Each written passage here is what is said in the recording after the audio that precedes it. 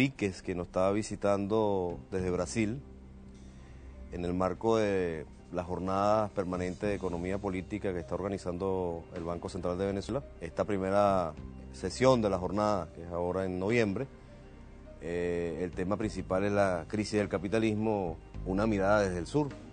El profesor Nildo Uríquez es un economista brasilero, doctorado en la Universidad Nacional Autónoma de México, la UNAM, y es presidente de un instituto de estudios latinoamericanos en la universidad donde se encuentra. El profesor es profesor adjunto del Departamento de Economía de la Universidad Federal de Santa Catarina. Además de esto, el profesor participa en el programa de doctorado de desarrollo económico en la Benemérita Universidad de Puebla, en México. Bienvenido, profesor Uríquez. Gracias, Félix, es un gusto. Algunos han hablado de la crisis del capitalismo, otros hablan de la crisis financiera, otros hablan de la crisis del capital, como Iván Mesaros. La primera pregunta para empezar esta conversación es: ¿cuál es el carácter de la crisis desde el punto de vista de su relevancia en relación histórica a la crisis del 29, por ejemplo, en relación a la crisis que se dieron a finales de los años 70 o mediados de los años 70, y también las crisis que se dieron en los 90, llamada crisis asiática, por ejemplo, la crisis tequila? Desde ese punto de vista, ¿cuál sería la particularidad, la singularidad que algunos se han adelantado y han afirmado que es una de las crisis más profundas del sistema capitalista, sistema dominante a nivel mundial? Pero queríamos saber un poco, desde su punto de vista académico y personal, cuáles son los rasgos característicos de esta crisis.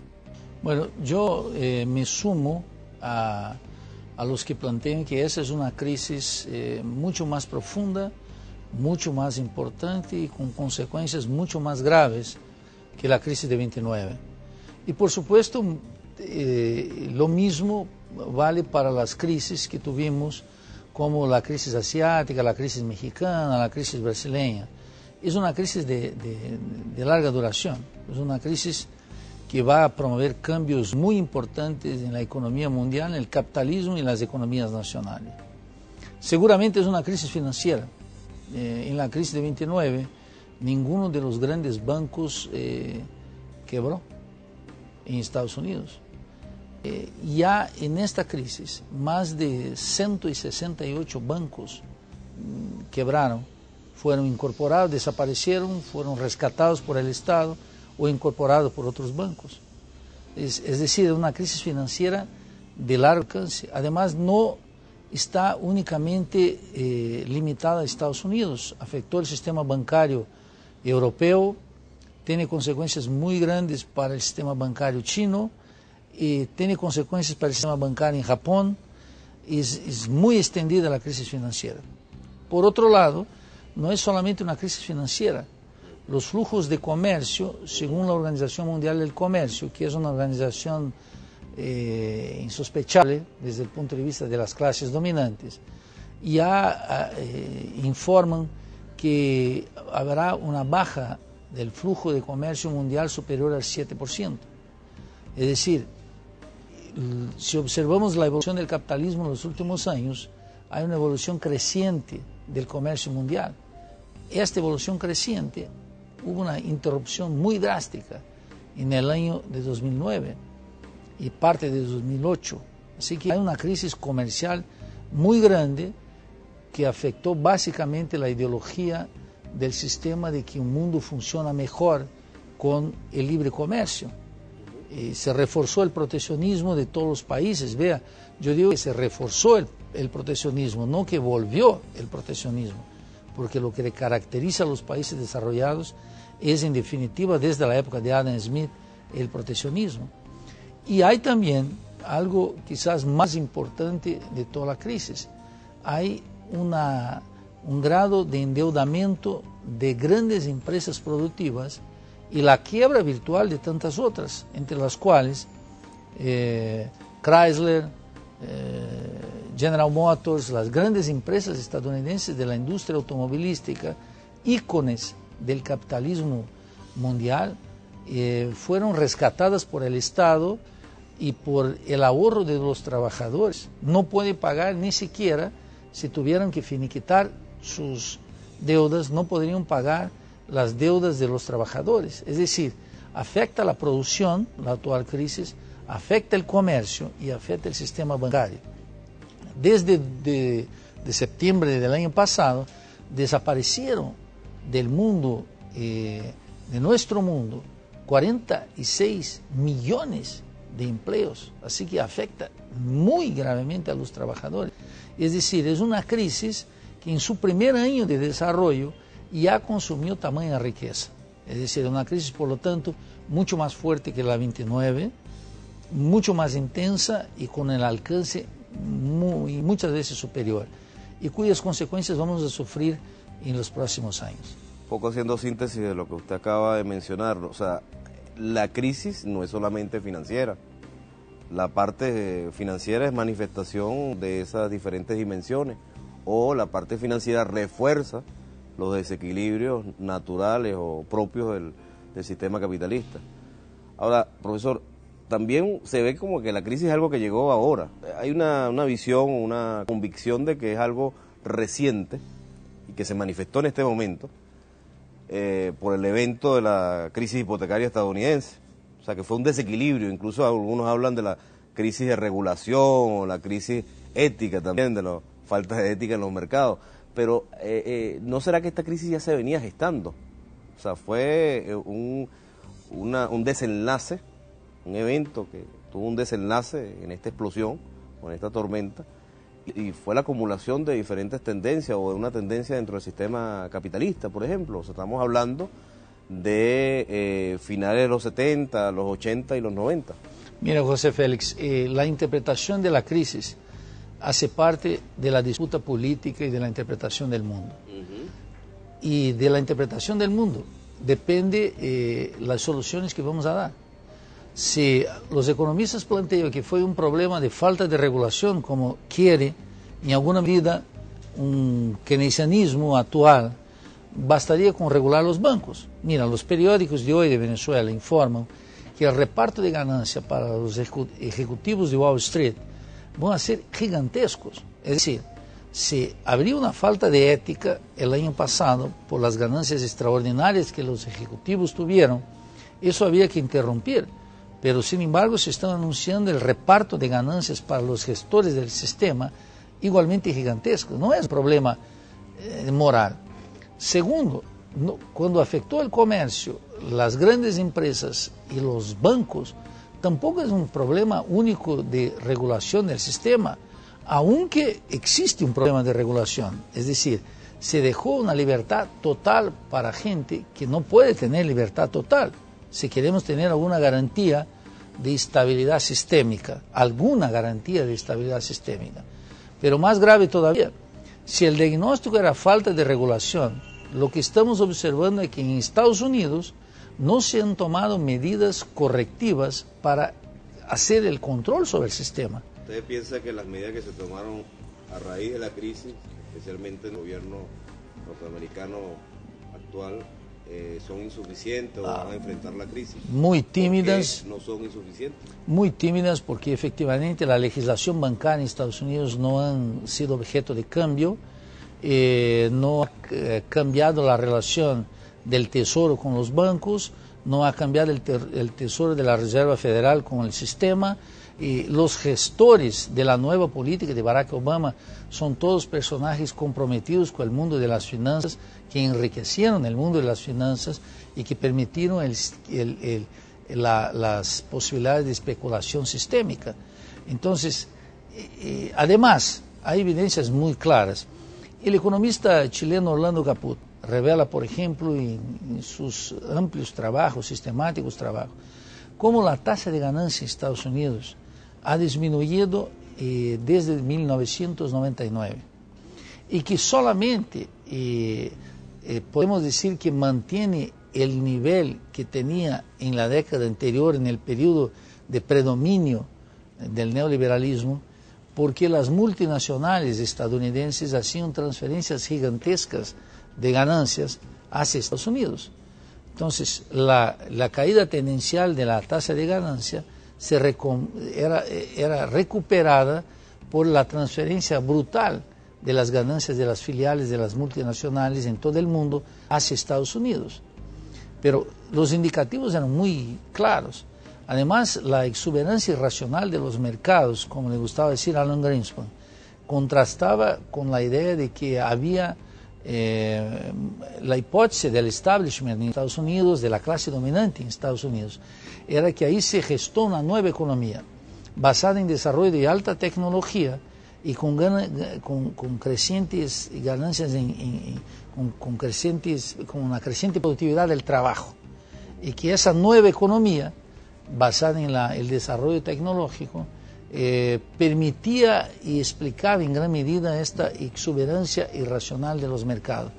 Que vimos en el año 2001-2002, la gran quiebra de las empresas.com, o sea que había indicaciones muy claras que en aquello que los economistas de Estados Unidos, defensores del sistema, decían que estaba la virtud del sistema, hubo una quiebra generalizada. Además, no solo una quiebra en términos de ganancias de empresas que desaparecieron, sino fraudes contables tremendas de larga escala, que llevó a Galbraith en su último libro a hablar de una economía de la fraude inocente, es decir, un sistema que perdía total credibilidad en los mecanismos de regulación. ¿Por qué eso es importante en el sistema capitalista? Porque el sueño del capitalismo, la ideología capitalista, supone que las personas pueden meter sus ahorros y transformar sus pequeños ahorros en acciones y son copartícipes, por lo tanto, del funcionamiento del sistema. Pero eso quiere decir que la gente tiene que creer que los libros de contabilidad de las empresas son reales y no ficticios. Todo eso se vino abajo al principio del año 2001-2002. Es decir, las indicaciones de que estábamos frente a una gran crisis era muy grande. Sin embargo, ¿por qué eso no se discutía? Porque hay un monopolio de los medios de comunicación, en primer lugar. Los grandes periódicos en el mundo, que configuran un sistema de propaganda, como lo menciona Chomsky, cada vez más los periódicos arriesgan su suerte en la bolsa de valores. Están imbricados, están articulados en el sistema de reproducción básica del capitalismo.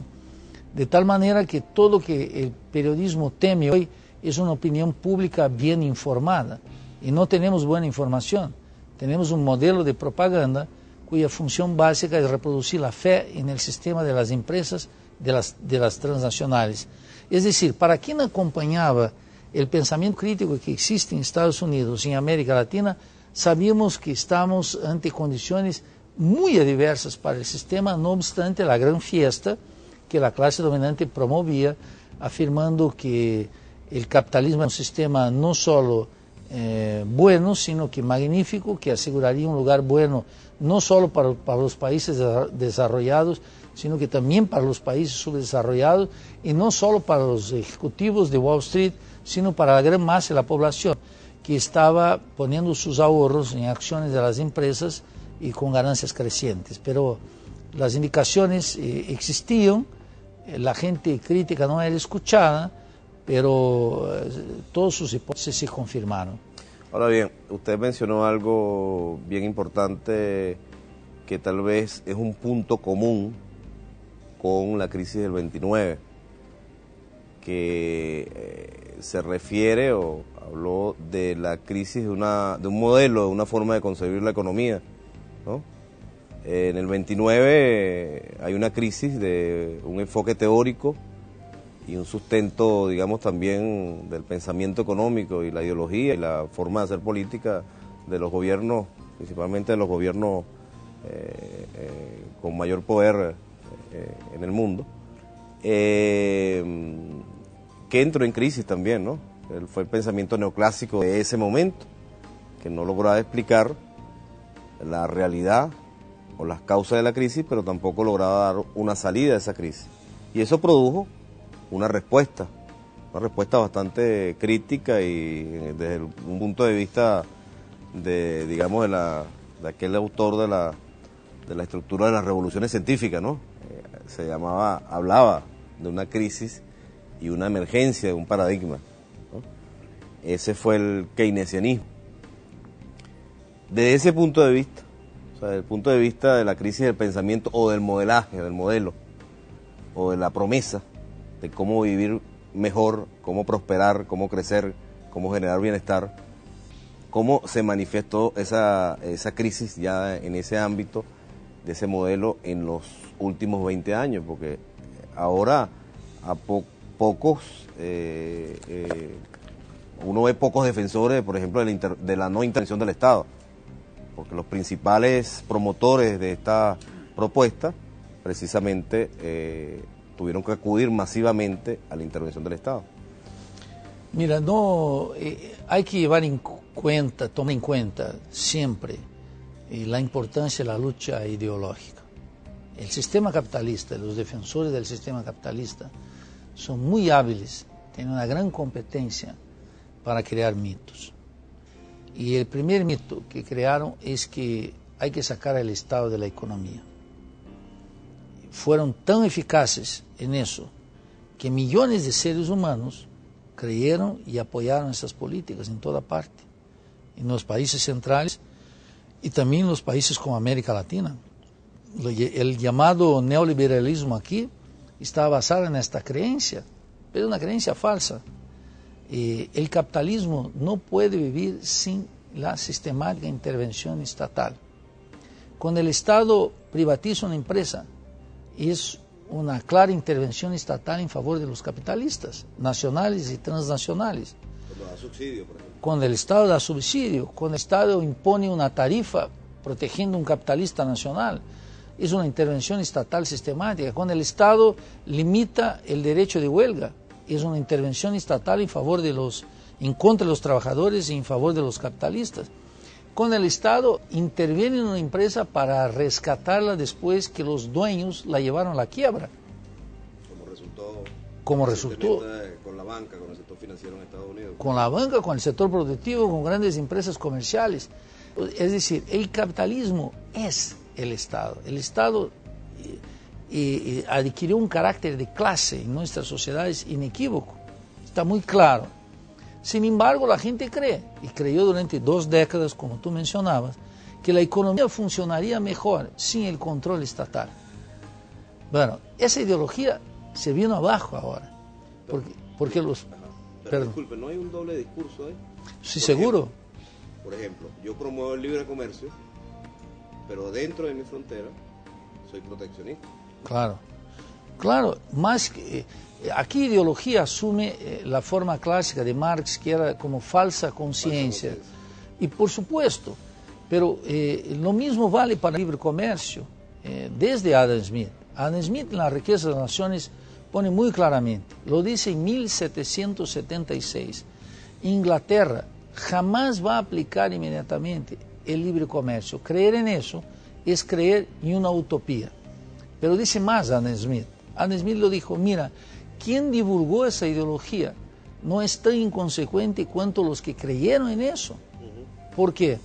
Porque claro, Inglaterra lo hizo, la ideología del libre comercio, para arruinar sus adversarios en la escena europea, en particular a Francia, pero lo hizo también para romper el monopolio y el colonialismo que ejercía Portugal y España. Es decir, la creencia en el libre comercio que promovió el Estado inglés tenía objetivos muy concretos: derrotar a Francia en Europa y romper definitivamente el mundo colonial español y portugués, y dejar el continente latinoamericano para la expansión de lo que conocemos después como el siglo inglés. Es decir, la ideología es una arma muy poderosa en el mundo del capitalismo. En cualquier mundo, la ideología es muy poderosa y se pone a la conciencia libre de los hombres libres. Los esquemas ideológicos que se lo promueven la televisión, los intelectuales, las empresas, son destinados a mantener la plebe, a mantener el pueblo, como ellos dicen, a mantener la chusma, lejos de los asuntos fundamentales. Y esos fueron 2 instrumentos muy poderosos: la creencia en el libre comercio y la creencia de que el Estado no debería intervenir en la economía. Pero eso es rigurosamente falso a luz de la historia. ¿Cuál es el escenario nuevo? Es que ahorita tenemos un momento privilegiado para discutir en ese sentido el colapso de la ideología y la afirmación del pensamiento crítico, de la autoconciencia de los hombres sobre su país, su región y su mundo. Es necesario desechar todas esas creencias. Fíjate, ahí entra el gran problema actual. No es una tarea sencilla y fácil. Como lo mencionaba incluso Keynes, que fue un defensor claro del sistema. ¿Qué decía Keynes? Desecharse de las viejas ideas no es una tarea sencilla. Aún mucho tiempo después que el mundo ya superó esas ideas, muchos hombres siguen profesando la fe en las viejas ideas. Y él mencionaba eso a propósito precisamente de la creencia en esas políticas de libre comercio en la década de 10, 15, en la década de 20 del siglo pasado. Él tuvo que deshacerse de esas ideas y empezar las ideas nuevas que dio base a lo que el pensamiento keynesiano llama de una revolución keynesiana. Básicamente el Estado interviniendo para salvar los ricos. Lo mismo que estamos haciendo ahora. No hay, de hecho, otra alternativa. Antes de Keynes, Max Weber, que también es un pensador de la clase dominante, mencionaba muy claramente que no había otra alternativa sino la regulación estatal. Lo menciona en Historia Económica General. Los economistas son muy hábiles, José Félix, en eliminar la memoria histórica. Y la memoria histórica para los pueblos, para los intelectuales, para los políticos, es muy importante para que se pueda luchar con eficacia en contra de las ideologías. Tenemos, por lo tanto, para concluir en la respuesta a tu pregunta, una oportunidad histórica muy grande, porque las viejas ideas se revelaron falsas, pero no a los ojos de un especialista, de un profesor universitario. La gran ventaja es que se revelaron falsas a los ojos de la gran masa, del público, que no va a creer más en esas mentiras. Me refiero a amplios sectores sociales que no van a creer que el Estado funciona mejor, que la economía funciona mejor sin la regulación estatal. Más que controlar la economía, incluso ahorita para la gente se pone el asunto fundamental. ¿Quién controla el Estado, que por su vez controla la economía? Mira, Barack Obama quiere gastar 30.000 millones de dólares con un programa de salud. Y tiene una resistencia en el Congreso fundamental. Pero en octubre, el 28 de octubre de 2008, firmó el presupuesto militar, 680.000 millones de dólares. Y es el presupuesto militar más importante en la historia de Estados Unidos. Creció casi 40.000 millones de dólares en relación al presupuesto militar del año pasado.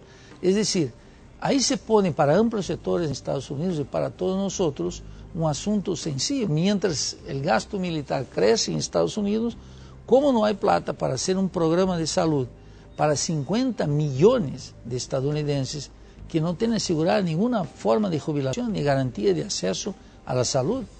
Por lo tanto, se impone el tema de quién controla el Estado. Pero América Latina, y para ir cerrando esta parte, compró esa idea. Casi toda América Latina compró la idea de la visión liberal o neoliberal, del retiro del Estado, del crecimiento basado en la participación de la inversión extranjera, por ejemplo. Por lo tanto, las privatizaciones se pusieron de moda, la desregularización del mercado de trabajo, ¿no? Digamos, se montó sobre una propuesta de crecimiento basado, por ejemplo, en los recursos naturales o la exportación de materias primas, ¿no? Como ruta para lograr insertarse de una forma dinámica, como lo decían algunos documentos, en ese tren de la globalización. ¿Eso resultó entonces una mercancía falsa, o es que América Latina se anotó en algo que en realidad los mismos promotores no creían o no practicaban? Mira, regresemos a Adam Smith, La riqueza de las naciones. En 1776 publica esta obra y lo dice muy claramente sobre la inversión extranjera directa, por ejemplo, que hay una fe en amplios sectores sociales que la inversión extranjera directa existe. Segundo, que nos puede salvar. Tercero, que puede mejorar nuestras vidas. Todo eso es falso, se sabe desde Adam Smith. Adam Smith analiza la inversión extranjera directa de Francia en la isla de Santo Domingo, que es una de las más prósperas del colonialismo francés. Y lo menciona muy claramente. Toda la riqueza que se produjo ahí es fruto del trabajo industrioso de los colonos. No hay inversión francesa en Santo Domingo. Es fruto del trabajo y de la teoría del valor trabajo que elaboró Adam Smith. Desde entonces hay advertencias muy serias de que no hay razón para creer en la inversión extranjera directa, que no trae recursos, sino que hace exactamente lo opuesto, que saca recursos de América Latina. Vea las privatizaciones. Las privatizaciones no fueron apenas privatizaciones, fueron transnacionalizaciones. Se extranjerizó la economía latinoamericana. Y se extranjerizó la economía de empresas productivas muy buenas, entregando el suelo y el subsuelo latinoamericano, haciendo alteraciones constitucionales para entregar a empresas poderosísimas recursos naturales muy valiosos y además limitados. Y se produjo en América Latina una catástrofe ambiental bajo control extranjero.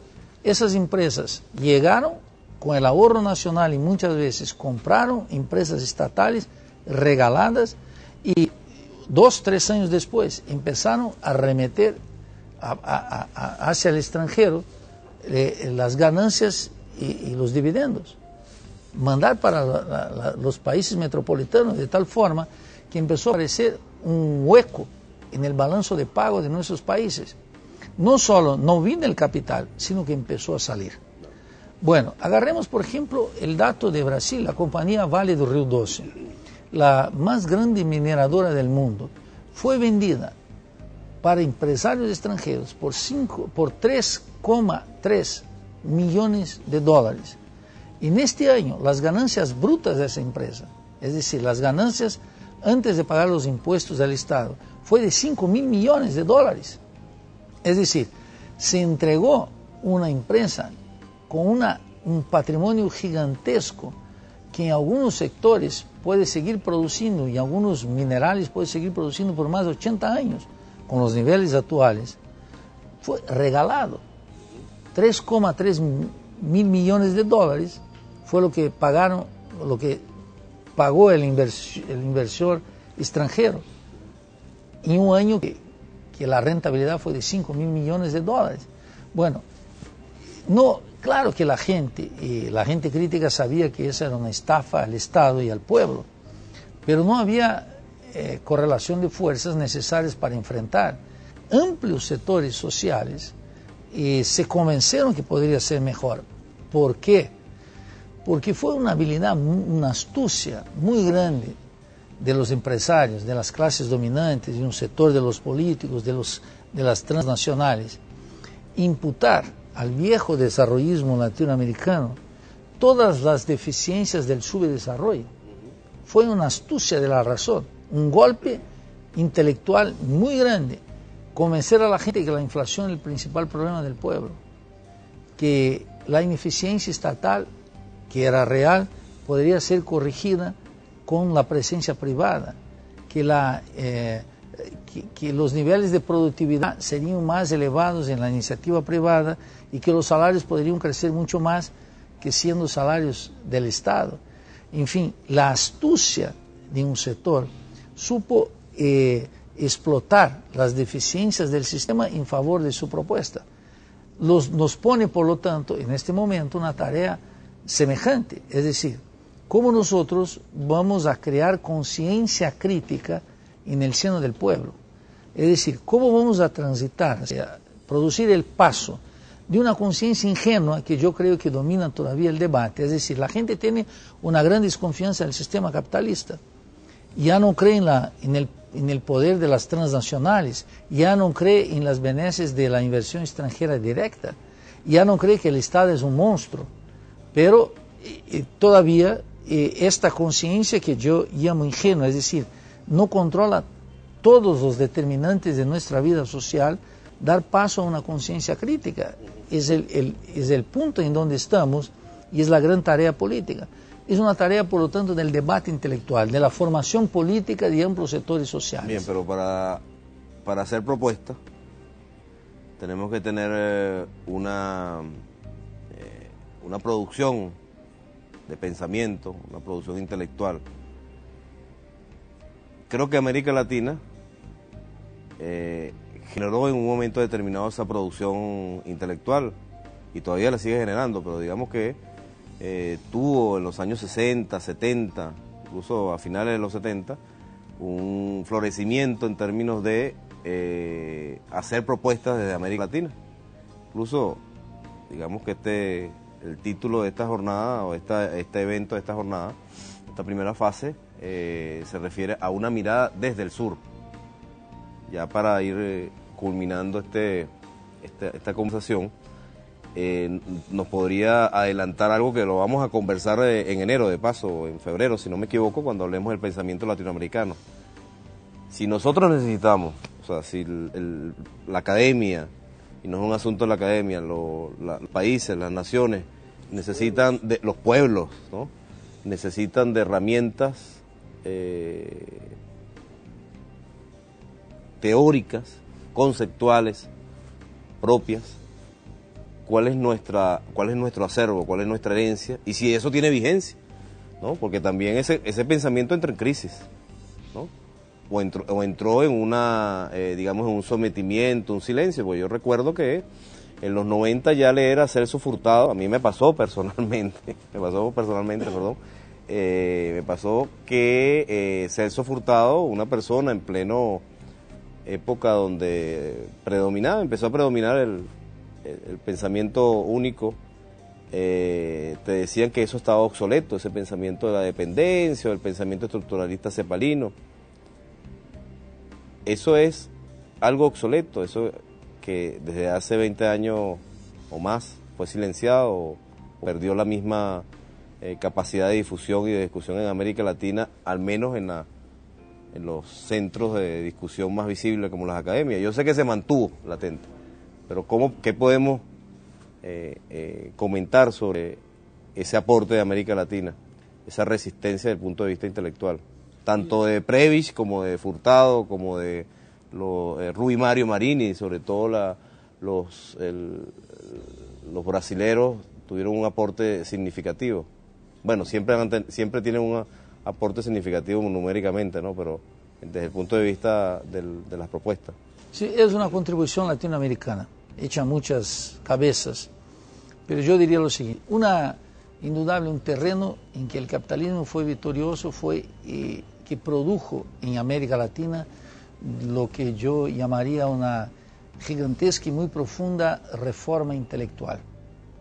Y esta reforma intelectual consistía básicamente en hacer a la gente olvidar las grandes conquistas teóricas de nuestro continente.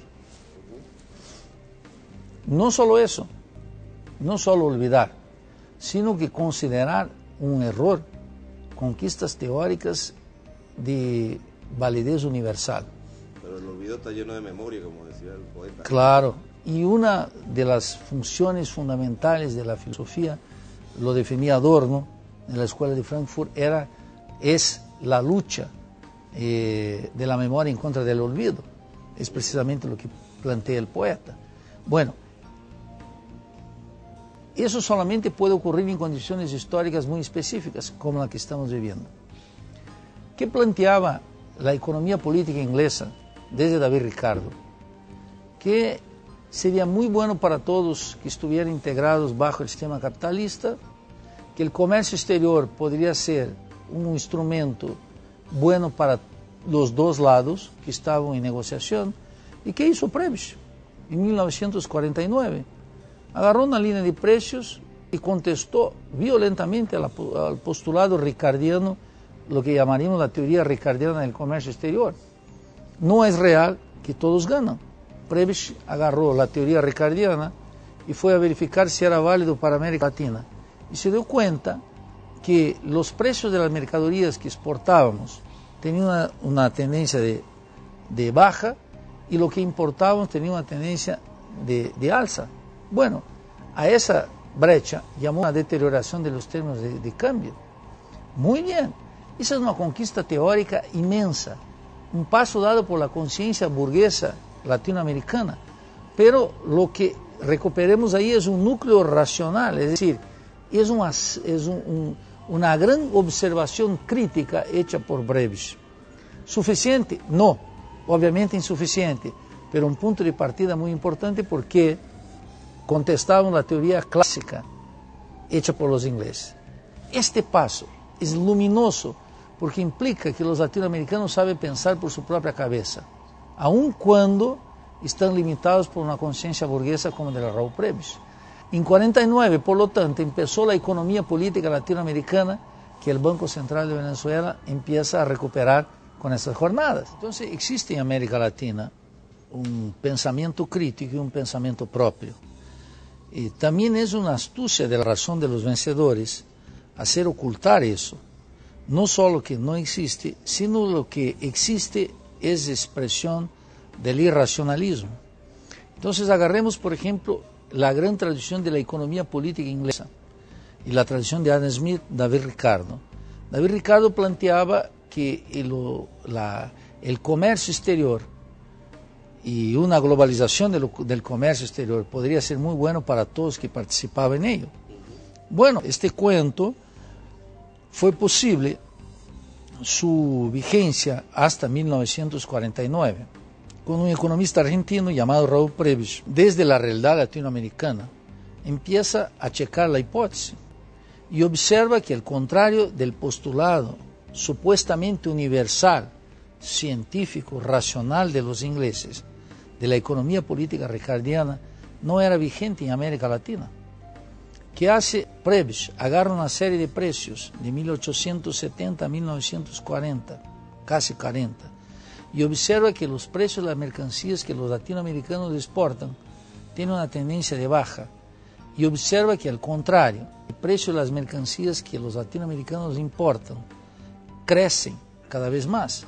A esa brecha, Prebisch llamó el deterioro de los términos de cambio. Bueno, eso es una revolución científica. Tiene el estatus de una revolución científica porque concretamente echaba para abajo toda la contribución de la economía política inglesa de David Ricardo, que era considerado lo más serio, lo más científico, lo más racional.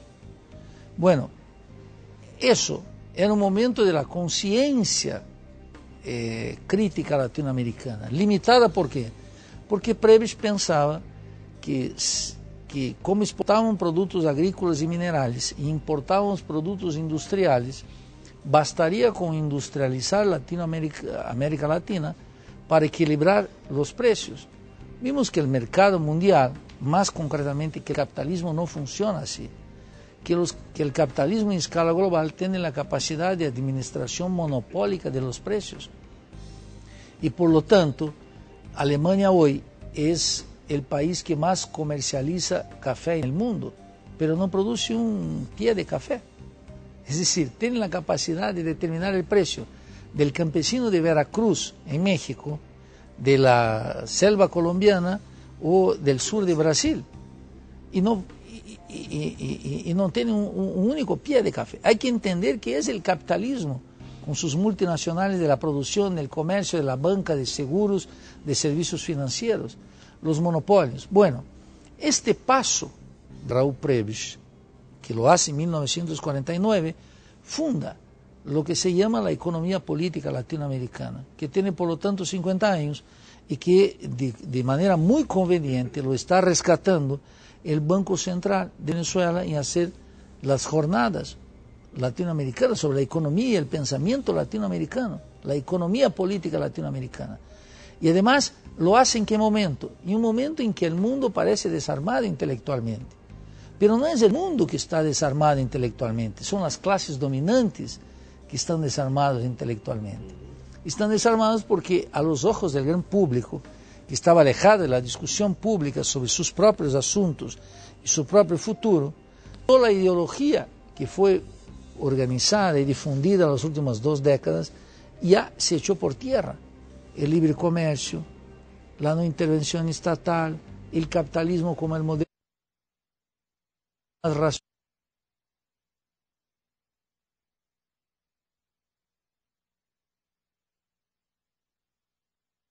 de que las grandes empresas constituyen la forma más racional de organizar la producción. Cuando las grandes empresas quiebran y el Estado se va a rescate, metiendo todo el ahorro público para rescatar y pasar dinero a los ricos, ¿cómo este sistema puede ser racional? Entonces, después de la contribución del pensamiento de Prebisch y de la CEPAL, el pensamiento marxista y el pensamiento crítico latinoamericano pasó examen a esas tesis y reveló la naturaleza del sistema, el llamado intercambio desigual. ¿Qué estaba detrás del intercambio desigual? Decía Ruy Mario Marino. Bueno, estaba, el secreto que está detrás? El secreto del intercambio desigual precisamente era que los países latinoamericanos, la periferia capitalista, transfiere valor hacia los países centrales. Y eso, cuanto más libre fuera el comercio, más transfiere. E incluso si exporta productos industrializados también puede transferir, y de hecho lo hace. Sí, le permitió la explotación bajo de la plusvalía relativa. Exactamente.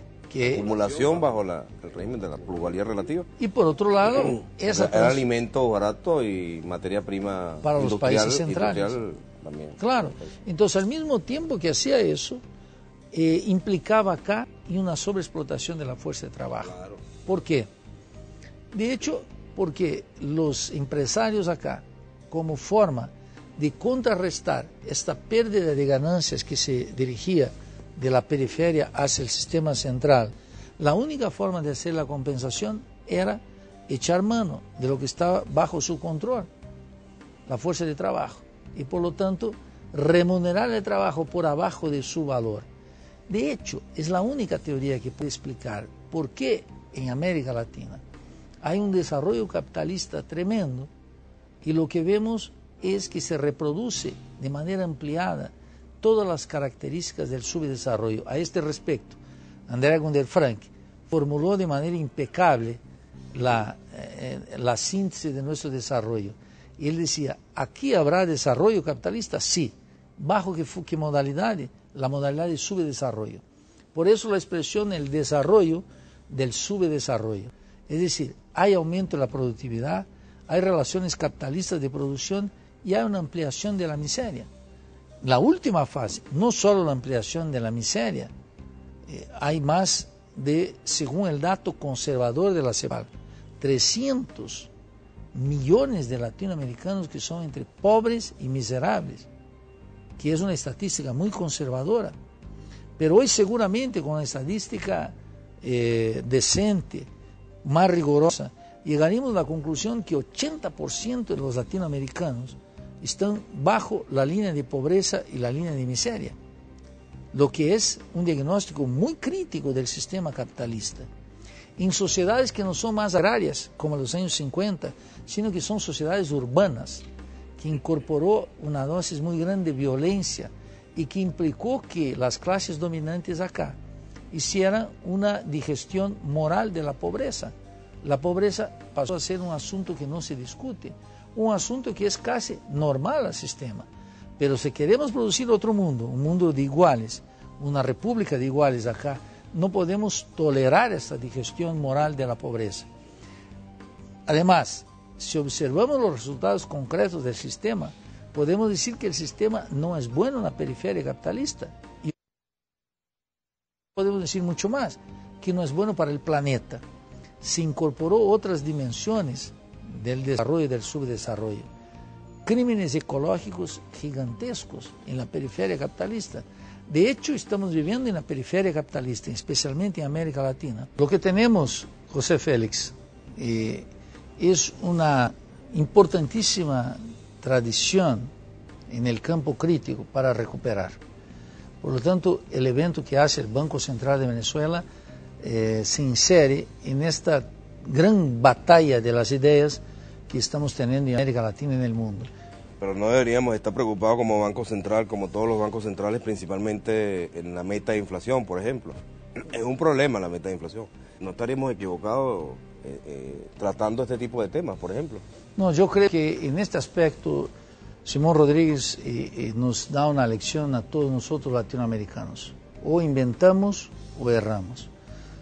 ¿Qué se quiso hacer acá en América Latina? Y de hecho se hizo en América Latina. Se produjo un banco central. La idea absolutamente inaceptable que el Banco Central tenía que ser independiente de la política.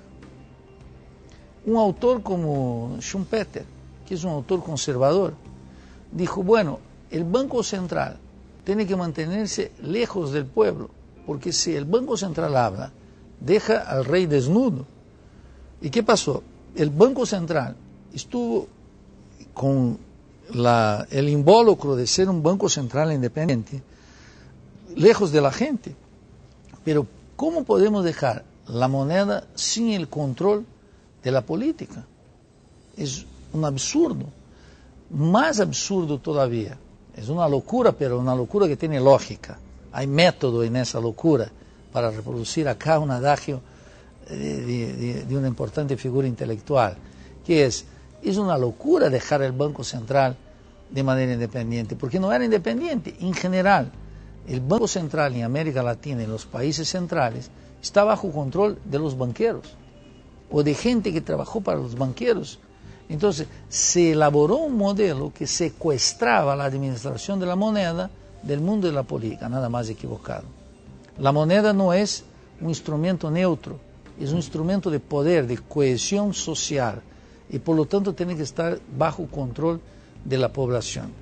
Un banco central, como el Banco Central de Venezuela, que se propone por lo tanto a recuperar la economía política latinoamericana, hacer una revisión crítica, y un momento que el mundo carece de ideas, que el mundo está solicitando ideas, mucho más que una actuación loca, absurda, irracional, es precisamente todo al revés. Una actuación con una racionalidad con respecto a fines muy específicos que cumple la función de recuperar esa historia, de darle un tratamiento crítico y de pensar hacia el futuro con ideas propias, para programas propios, para un futuro común y propio de América Latina. O hacemos eso, o el Banco Central hace eso, o inevitablemente organizaciones despóticas y sin control latinoamericano como el Fondo Monetario Internacional y el Banco Mundial seguirán haciendo la cabeza de los intelectuales y de los economistas latinoamericanos. Por lo tanto, yo felicito al Banco Central por la iniciativa hereje y ojalá sea lo más hereje posible, porque incluso en las herejías la gente se mantiene muy afiliada a las viejas ideas que queremos superar. Entonces la actuación del Banco Central me parece de lo más adecuado, porque no solo Venezuela necesita de nuevas ideas, América Latina de nuevas ideas, sino que el mundo necesita de nuevas ideas. Nuevas ideas para parir un mundo nuevo, un mundo de iguales, un mundo que tenga una nueva relación entre el hombre y la naturaleza, y que se elimine estas organizaciones y la irracionalidad del mundo capitalista. Bueno, muchas gracias, profesor Uriques, por su contribución. Espero que tengamos otra oportunidad de tener otra conversación. Es un privilegio, muchas gracias.